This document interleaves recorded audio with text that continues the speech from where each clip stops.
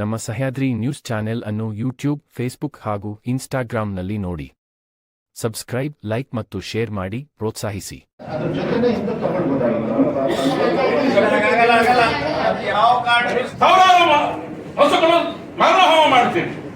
ನೀವು ನೋಡಿದ್ರೆ ಕಣ್ಣಲ್ಲಿ ನೀರು ಬರುತ್ತೆ. ಕಮಿಷನರ್ ಸಚಿವರೇ, ತೋರಿಸ್ತೀನಿ ನಾನು ನಿಮಗೆ, ತೋರಿಸ್ತೇನೆ ನಾನು ನಿಮಗೆ. ವಿಷಯದ ಬಗ್ಗೆ ಮಾತಾಡ್ತಾ ಇರೋದು ನಾನು ಹೇಳ್ತೀನಿ. ನಾನು ಇವತ್ತು ಈ ಸಭೆಯಲ್ಲಿ ಇಡೀ ಶಿವಮೊಗ್ಗ ಜಿಲ್ಲೆಯ ಎಲ್ಲ ಅಲ್ಪಸಂಖ್ಯಾತರ ಜನಾಂಗದ ವತಿಯಿಂದ ನಮ್ಮ ಜಿಲ್ಲಾ ಸಂರಕ್ಷಣಾ ಕೃತಜ್ಞತೆಯನ್ನು ಸಲ್ಲಿಸಕ್ಕೆ ಇಷ್ಟಪಡ್ತೇನೆ. ಈ ಹಬ್ಬದಲ್ಲಿ ಯಾವುದೇ ತರಹದ ಅನಾಹುತಗಳಾಗಿಲ್ಲ. ನೆಮ್ಮದಿಯಿಂದ ಅವ್ರು ಏನ್ ಮಾಡ್ಬೇಕಾಗಿರ್ತಕ್ಕಂಥ ಕುರ್ಬಾನಿಯನ್ನು ಮಾಡಿದ್ದಾರೆ. ಎಲ್ಲೂ ಕೂಡ ಗೋ ಹತ್ಯೆ ಆಗಲಿಲ್ಲ. ಗೋ ಹತ್ಯೆಯಲ್ಲಿ ಯಾರು ಕೂಡ ಹಸುವನ್ನ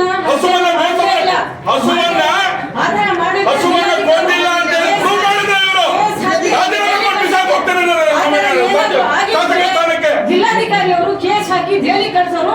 ಆ ತರದ ಘಟನೆ ನಮ್ಮ ರಾಜ್ಯದ, ನಮ್ಮ ಜಿಲ್ಲೆಯಲ್ಲ, ನಮ್ಮ ರಾಜ್ಯದಲ್ಲಿ ಕೂಡ ಎಲ್ಲೂ ಬೆಂಗಳೂರಿನಲ್ಲಿ ಇದ್ರು, ಪುನಃ ಬಂದಿದ್ದಾರೆ. ಜಿಲ್ಲಾ ಪಂಚಾಯತ್ ಅಧ್ಯಕ್ಷರಾಗಿ ಕೆಲಸ ಮಾಡುವಂತರು ಕೂಡ ಅವರು. ಅವ್ರ ಬಗ್ಗೆ ಗೌರವ ಇದೆ ನನಗೆ. ಆದ್ರೆ ನನ್ನ ಮಾಹಿತಿ ಬಗ್ಗೆ ತಪ್ಪು ಅಂತ ನಿಮ್ಗೆ ಯಾವ್ದು ಅಧಿಕಾರ ಇಲ್ಲ. ನಾನು ಸ್ಥಳೀಯವಾಗಿ ಡಾಕ್ಯುಮೆಂಟ್ ಸಮೇತ ಕೊಡ್ತಾ ಇದ್ದೀನಿ. ನಾನು ಸಿಟಿಯಲ್ಲಿ ಪ್ರತಿಯೊಂದು ಡಾಕ್ಯುಮೆಂಟ್ ಸಮೇತ ತಾಲೂಕಿನ ಜಿಲ್ಲೆಯ ನನ್ನ ಮಾಹಿತಿ ನನಗೆ ಏನು ಮಾಡಿಲ್ಲಂತೆ. ನಾನು ಬೆಂಗಳೂರಲ್ಲಿ ಯಾರು ಕೂಡ ಒಂದು ಹಸುವನ್ನು ಕೊಂದು ಕೊಲೆ ಮಾಡಿಲ್ಲ. ಹಸುವನ್ನು ಕೊಂದಿಲ್ಲ. ಅಧ್ಯಕ್ಷ ಜಿಲ್ಲಾ ಮಂತ್ರಿ ಅವರೇ, ಇವತ್ತು ನಮ್ಮ ಜಿಲ್ಲೆಯ ಜಿಲ್ಲಾ ಸಂರಕ್ಷಣಾಧಿಕಾರಿ ಬಹಳ ಚೆನ್ನಾಗಿ ಇಡೀ ಜಿಲ್ಲೆಯಲ್ಲಿ ಬಕ್ರೀದ್ ಹಬ್ಬವನ್ನು ಆಚರಿಸಲಿಕ್ಕೆ ಅವಕಾಶ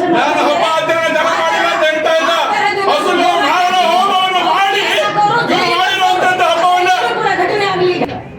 ಅವರ ಹಬ್ಬದ ಬಗ್ಗೆ, ಅದರ ಪಾವಿತ್ರ್ಯದ ಬಗ್ಗೆ ನಾವೆಲ್ಲೂ ಎಲ್ಲ ನಮ್ಮ ಸಹೋದರರು ಅವ್ರ ಹಬ್ಬ ಮಾಡಬೇಕು, ಇದು ಮಾಡಬೇಕು, ನಾವೆಲ್ಲರೂ ಸಮ್ಮತಿ ಇದೆ.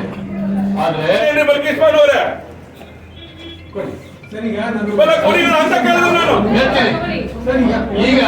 ಈಗೇನು ಅಂದ್ರೆ ಒಂದು ನಿಮಿಷ ಮುಗಿಸ್ಬಿಟ್ಟು ನೋಡಿ. ಇದೆಲ್ಲ ಕುರಿ ಕೋಳಿಗಳು. ಈಗ ನೀವು ಎಲೆಕ್ಷನ್ ನಲ್ಲಿ ಮುಂದೆ ಬಂದಾಗ ಹೇಳಿದ್ರು ನಾವೊಂದು ತಂಡ ಹಾಕ್ತೀವಿ ಅಂತ ಹೇಳಿದ್ರು. ನೀವು ತಂಡ ಹಾಕಿದ್ರೆ ಅಡ್ಡಿಲ್ಲ. ಒಂದು ಕಾಯ್ದೆ ಇದ್ದಾಗ ಆ ಕಾಯ್ದೆಯನ್ನು ನಿರರ್ಥಕ ಮಾಡಲ್ಲ. ಕಾಯ್ದೆಗೆ ಅವಮಾನ ಇಲ್ಲಿ ಏನೂ ತೊಂದರೆ ಆಗಿಲ್ಲ. ಆದ್ರೆ ಎಲ್ಲರೂ ಕೂಡ ಬಾಯಿ ಮುಚ್ಚಿಕೊಂಡು ಸುಮ್ಮನೆ ಇದ್ದಾರೆ. ಸರ್, ಈಗ ಒಂದು ನಿಮಿಷ ಈ ಹಂತದಲ್ಲಿ ನಡೆಯೋದು ಅಂತ ಸುಮ್ಮನೆ ಇದ್ದಾರೆ. ಇವರು ಹಿಡಿಯೋದು ಸರ್ಕಾರ ಕೊಟ್ಬಿಡಿ ಸರ್. ಗೋಹತ್ಯೆ ನಿಷೇಧದ ಕಾನೂನು ಜಾರಿ ಇದೆಯಲ್ಲ, ನೀವೇ ಜಾರಿ ಇದೆ ಅನ್ನೋದಾದ್ರೆ ಇದನ್ನೆಲ್ಲ ಯಾರು ಕಾರಣ ಇದಕ್ಕೆ? ಸರ್, ಈಗ ಒಂದು ಇಷ್ಟು ಗಂಭೀರವಾಗಿರ್ತಕ್ಕಂಥ ವಿಚಾರ ನಮ್ಮ ಶಿವಮೊಗ್ಗ ಜಿಲ್ಲೆ ಒಂದು ಶಾಂತಿಯುತವಾಗಿದೆ. ನೀವು ಗೋಹತ್ಯೆ ನಿಷೇಧ ಎಲ್ಲರೂ ಇದ್ರೂ ಸಹ ಸರಿಯಾಗಿ ಬಿಗಿಯಾಗಿ ಕ್ರಮ ಕೈಗೊಳ್ಳಿಲ್ಲ ಅಂತ ಹೇಳಿದ್ರೆ ವಾಲಂಟಿಯರ್ಸ್ ಏನಿದ್ರೆ ಸಹಜವಾಗಿ ಘಟನೆಗಳು ಜಾಸ್ತಿ ಆಗ್ತದೆ. ಅವ್ರ ಮೇಲೆ ಅನಾವಶ್ಯಕ ಕೇಸ್ ಆಗ್ತಕ್ಕಂಥದ್ದು ಆಗ್ತದೆ. ಕಾನೂನು ಸುವ್ಯವಸ್ಥೆ ಕೂಡ ಹಾಗೆ ಇರ್ತದೆ. ನೀವು ಸರಿಯಾಗಿ ಬಿಗಿಯಾಗಿ ಕ್ರಮ ಕೈಗೊಳ್ಳಿಲ್ಲ ಅಂತ ಹೇಳಿದ್ರೆ ಇಂಥ ಘಟನೆಗಳು ಕೂಡ ಅವಕಾಶ ಆಗ್ತದೆ. ಮೇಡಮ್ ಅವರೇ ಮಾಹಿತಿ ನಮ್ಮ ಶಿವಮೊಗ್ಗದಲ್ಲೂ ಕೂಡ ಆಗಿರ್ತಕ್ಕಂಥದ್ದು ಜಿಲ್ಲೆಯಲ್ಲಿ ಅನೇಕ ಕಡೆ ಘಟನೆ ಆಗಿದೆ. ನೀವದು ಸರಿಯಾಗಿ ಬಿಗಿಯಾಗಿ ಕ್ರಮ ಕೈಗೊಳ್ಳಿಲ್ಲ ಅಂತ ಇವತ್ತು ಪರಿಸ್ಥಿತಿ ನಿರ್ಮಾಣ ಆಗಿರ್ತಕ್ಕಂಥದ್ದು. ದಯವಿಟ್ಟು ನಾನೇನಾದ್ರು ಇನ್ಸ್ಟ್ರಕ್ಷನ್ಸ್ ನಮ್ಮ ಸರ್ಕಾರದಿಂದ ಅಧಿಕಾರಿಗಳಿಗೆ ಈ ತರ ವಿಚಾರದಲ್ಲಿ 100% ಇಲ್ಲ. ನಾನು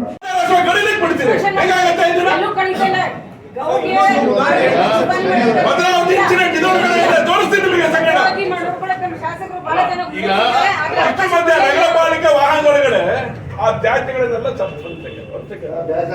ಅವ್ರ ಮನೆಗೆ ಕಳಿಸ್ತಾ ಇದ್ರು ಸರ್.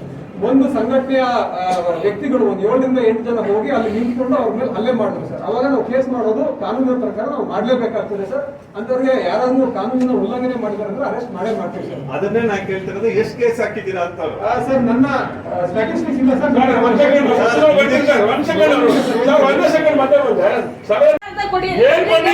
ಜನರಿಗೆ ಮನೆ ಬೇಕು, ನೀರ್ ಬೇಕು, ವಸತಿ ಬೇಕು, ಇದ್ರ ಬಗ್ಗೆ ಚರ್ಚೆ ಮಾಡಿ. ಹೋಗಿ ಯಾರು ಕಡಿತಾ ಇಲ್ಲ, ನಮಗೆ ಪ್ರಾವಿಷನ್ ಇಲ್ಲ.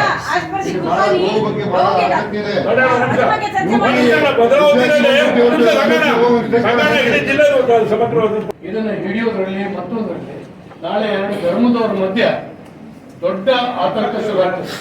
ಲಾಂಡ್ ಆರ್ಡರ್ ಸಿಚುವೇಷನ್ ಮಾಡ್ಲಿಕ್ಕೆ ಬರೋದಿಲ್ಲ. ಇದನ್ನು ನಿರ್ಬಂಧ ಮಾಡದೆ ಹೋದ್ರೆ ನಾಳೆ ಏನೋ ಆಗ್ತದೆ. ನೀವು ಇವತ್ತು ಕೇಸ್ ಹಾಕ್ಬೋದು, ನಾಳೆ ಇಡೀ ಊರಿಗೆ ನಾವು ವಿಶ್ಲೇಷಣೆ ಇಟ್ಕೊಂತಾರೆ. ಅವಾಗ ನೀವು ಪೊಲೀಸರು ಏನು ಮಾಡ್ಲಿಕ್ಕೆ ಆಗೋದಿಲ್ಲ. ಕೇಸ್ ಹಾಕಿ ಹಿಡ್ಕೊಟ್ಟವ್ರನ್ನ ಕೇಸ್ ಹಾಕಿ ಹೆದರ್ಸ್ಲಿಕ್ಕೆ ನೀವು ಖಂಡಿತ ಹೋಗ್ಬೇಡಿ. ಆ ಸಾಗಾಣಿಕೆ ಮಾಡೋರು ಯಾರು ಅಂತ ಗೊತ್ತಿದೆ, ಅವ್ರ ಮಟ್ಟ ಹಾಕ್ಲಿ. ದನ ಕಡೆ ತಪ್ಪ ಸರಿನಾ? ದನ ಕಡೆ ತಪ್ಪ ಸರಿ ಕುಂತ್ಕೊಳ್ಳಿ ಸಾಕು. ಏಕೆ ಹಂಗೆ ಹೇಗೆ? ಹಾಗಾದ್ರೆ ಕಾನೂನು ವಾಪಸ್ ತಗೊಳ್ಳಿ ನೋಡಿ ನೀವು. ಕಾನೂನು ತಂದಿದ್ದು ಹಾಕ್ರಿ. ಕಾನೂನು ತಂದಿರೋದು ಯಾಕೆ ಬಲ್ಕೀಶ್ ಬಾನವರೇ? ಕಾನೂನು ಇರೋದು ಅದಕ್ಕೆ. ಕಾನೂನು ಇರೋದು ಹಾಕ್ರಿ ಬಲ್ಕೀಶ್ ಹೇಳಿ. ಅಲ್ಲ ಒಂದು ನಿಮಿಷ, ಬೇರೆ ಸಭೆಯಲ್ಲಿ ಏನಾಗಿದೆ ಈಗ ಅನುದಾನ ಬಂದಿದೆ. ಒಂದು ನಿಮಿಷ, ಅನುದಾನ ಬಂದಿದೆ ಕೇಳಿ.